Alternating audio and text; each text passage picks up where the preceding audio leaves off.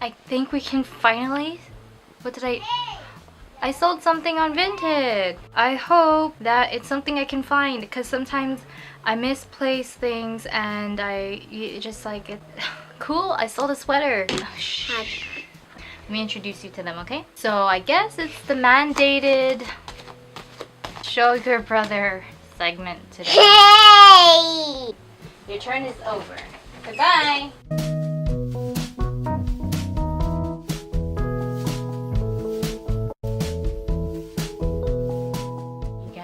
But hello YouTube, it's Gemma and I'm back with a new video. Unfortunately, I'm so sorry for you. So it's like an inception. I'm procrastinating from the video which I'm doing to procrastinate from doing French homework. It's procrastination.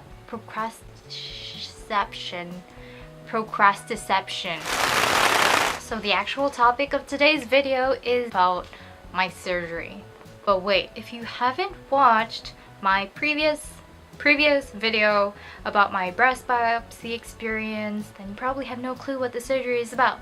But if you're thinking, it's gotta do something with her boobs, then you're right. We're on the right track here. Like, this is what I was aiming for. I had boob surgery, but it's not the type of boob surgery you're thinking, because if you can tell, my boobs did not get bigger. They technically probably would have gotten smaller. Anyway. Back to whatever I was talking about. What was I talking about? Got you! I know what I'm talking about. It's about my boob surgery. Okay, just to recap on, what I'm talking about. I had a breast biopsy. I had a lump in my right breast. The doctor said it was a little bit too big, but it's only fibroadenoma, which is not cancerous at all. It's just a little bit big, so, they wanted me to take it out. It took me a couple of months to actually schedule the surgery because the surgery department was playing phone tag with me and I was playing phone tag with them, and we just couldn't get on the same page. I decided, okay, I'm going to try it one more time. If they don't pick up their phone, then that is a sign that I shouldn't have the surgery in the first place. But the last time that I called, they actually didn't pick up. So I had my surgery on August 20th or August 19 or 20. It was on a Saturday, and usually Kaiser doesn't do surgeries on Saturdays just because it's not a working day for them, at least for the surgery department. But I was lucky and they were running out of time to do all these surgeries, and they were just like back ordered, I guess, and they scheduled me for a surgery on Saturday morning. My check-in time was scheduled at 6:15 a.m. That's just the check-in time. They didn't really give me a concrete surgery time because there's really kind of like no telling as to what specific time you're going to be going in. But let's backtrack a little. On the week of my surgery, I did have a few diet restrictions. I couldn't take blood thinners a week before. I could not drink anything with caffeine, such as green tea, coffee, and anything with caffeine, really. In the pre-op appointment, I just was consulting with a surgeon's assistant, I believe, but he wasn't going to be with me that day. He was just going to go through an overview of what I should expect. He just basically told me the general guidelines, such as what you can and cannot drink, or really basic. He didn't actually go into specifics with my procedure because he didn't really know. So it's kind of like, I guess in a way, informative, but not really. I had a second appointment the same day. It was for anesthesia, and so I met with the I can never say right, anesthesian? The person who does the anesthesia. I'm very bad at pronunciation. Sorry. Anyway, so I spoke with him, and he also told me like the restrictions that come with anesthesia. He asked me if I had any loose teeth, any chipped teeth, and he told me I could not drink water up to 2 hours before my check-in time, and I could not eat, I believe it was 8 hours before my check-in time as well. And I mean, I couldn't do those things because they didn't want me to like be throwing stuff up while I'm going through the procedure, because I could just choke on it. And he explained to me the difference between general anesthesia and local anesthesia. Going back to the general appointment, I was told that Friday night, which is the day before my surgery, the last thing I was to do was to take a shower. And then after I take a shower, I had to wipe myself down with these wipes. The nurse gave me 3 packs of these. I only used one because I only needed one. And these are 2% chlorhexidine gluconate cloth. It says patient preoperative skin preparation. So I had to take a shower. After that, I had to wipe my whole body with these wipes. And the morning of, I could not take a shower. And then I went to the hospital. So we arrived at Kaiser, and we as in my mom and my brother. We arrived there at 5:45 a.m. I checked in at that time, and it took a really long time. Now I was in my pajamas and I had like no makeup because, you know, I wasn't supposed to have makeup, and some people were even dressed up with all this makeup, and I'm not sure if they had a surgery or not, but I was like, girl, you're looking good for a surgery. Like, I didn't actually go in until like 8:30, and that was just to get dressed.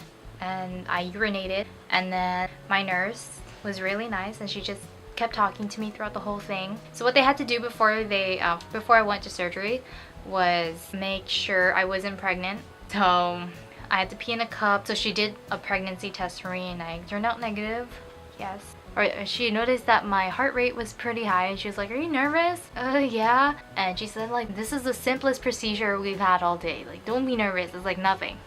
So after they took the vitals, my nurse gave me about like 5 pills, and she told me that these would calm me down.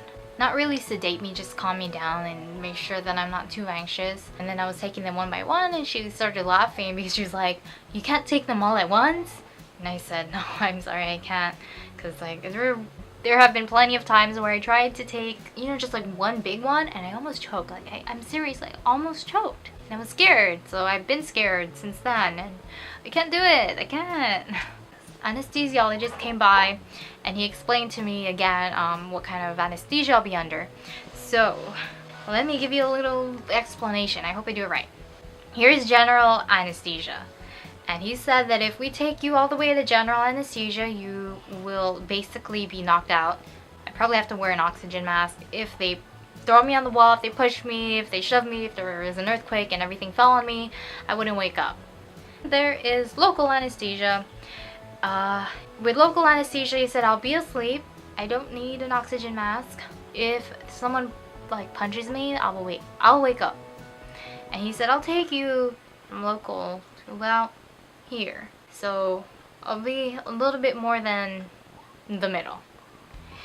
And I mean, it was not kidding. So they sent in my grandma and my mom, because my grandma came to bid me farewell. I'm just kidding. To bid me good luck before I went in, and my grandma was just telling me, like, you know, my surgery was it was much more complicated. Like, you know, yours is a lot more simple, so you should not be scared. It's okay. It's nothing, you know.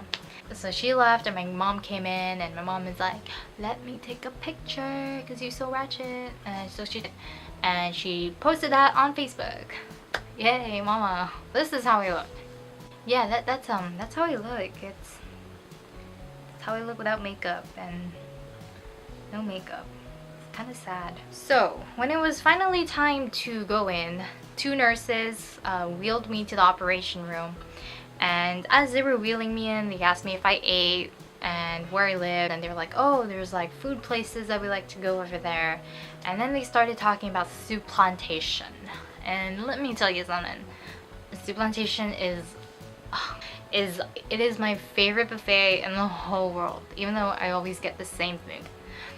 And when they wheeled me into the operation room, I almost freaked out because it looked almost like exactly like how I would imagine a scary movie operation room set would look like. It just looks exactly like a movie set.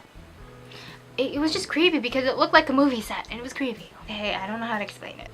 So they wheeled me in next to, I guess, the operating bed. So they wheeled me in there, and I just remembered seeing there were like a couple of people in white robes, and they were just doing their own stuff, and there was music playing in the background. I think they were listening to Kiss FM. Then I just remember this nurse asked me if I could move over to the next operating bed. So I moved over, and then she asked me if I could extend my arm. So I was like, yeah, of course. She did something to it, then she wrapped something around it, and I swear, I thought my arm was being cut off. I don't know why, it just hurt so much, and I was like, oh my god, I didn't come here for that. It just hurt a lot. It hurt a lot. It just felt like something hurt, and it felt like that. The next thing I remember was blackout.